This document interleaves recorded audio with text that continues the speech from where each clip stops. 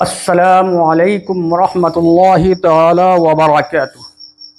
حضرات محترم، ہم اپنے اس لیکچر میں کلام پاک کا ایک ایسا کلمہ، ایک ایسی عبارت پیش کر رہے ہیں کہ جس کے ہجے کرنے میں بعض حضرات غلطی کا شکار ہو جاتے ہیں، صحیح معنی میں اس کے ہجے ادا نہیں کر پاتے ہیں۔ اس لیے ہم آج یہ سیکھیں گے کہ اس کلمے کے صحیح طور سے ہجے کیسے کریں گے، صحیح طریقہ ہجے کرنے کا کیا ہے، اور اس کو رواں صحیح معنی میں کس طرح ادا کریں گے۔ تو آئیے، ہمارا یہ کلمہ ہے، رواں اس کو پڑھیں گے، من ربہم۔ اب اس کے ہجے کیسے ادا ہوں گے؟ صحیح طور سے اس کے ہجے ادا کرنے کا طریقہ ہے میم نون را زیر مر، را با زبر رب، مر رب، با زیر بی، مر ربی، ہا میم زیر ہم، مر ربہم۔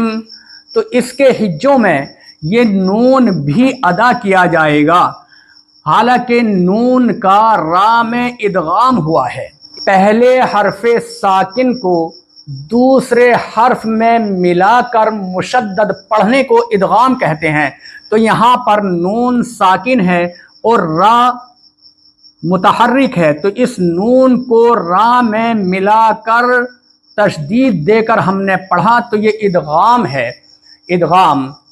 اور یہاں پر ادغام اس لیے ہے کہ قاعدہ ہے کہ نون ساکن اور تنوین کے بعد حروف یرملون میں سے کوئی حرف آئے تو ادغام ہوگا۔ تو یہاں پر نون ساکن ہے اور را حروف یرملون میں سے را آ گیا، تو یہاں پر ادغام ہوگا۔ کہ یہاں پر ادغام تام ہے، یعنی مکمل ادغام ہوگا، ناقص ادغام نہیں ہوگا۔ کیونکہ تام اور مکمل ادغام اس لیے ہو رہا ہے کہ نون کی کوئی بھی صفت را میں ملانے کے بعد ادا نہیں ہو رہی ہے، نون کی ادنا سی بھی بو نہیں سنائی دے رہی ہے۔ جیسے مر ربہم، تو نون بالکل اس میں مل جاتا ہے، اس لیے یہاں پر ادغام تام ہوگا۔